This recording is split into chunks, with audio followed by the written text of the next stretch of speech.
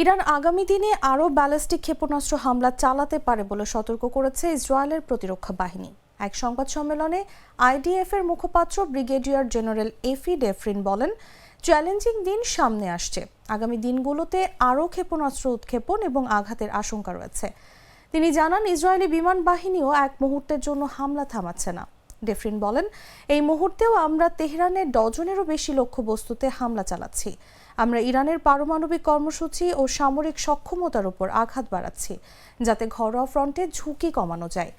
এই বিবৃতিতে স্পষ্ট হয়ে উঠেছে, পরিস্থিতি এখনও অত্যন্ত উত্তেজনাপূর্ণ এবং সামনের দিনগুলোতে সংঘাত আরও গভীর হতে পারে। এদিকে ক্ষেপণাস্ত্র দেওয়া বন্ধ করবে বলে জানিয়েছেন ইরানের পররাষ্ট্রমন্ত্রী আব্বাস আরাকচি।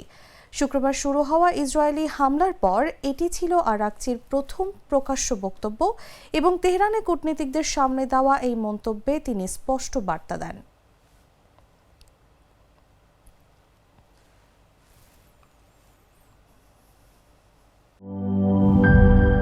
এই ঈদে জামা জুতো অ্যাক্সেসরিজের ডিসকাউন্ট।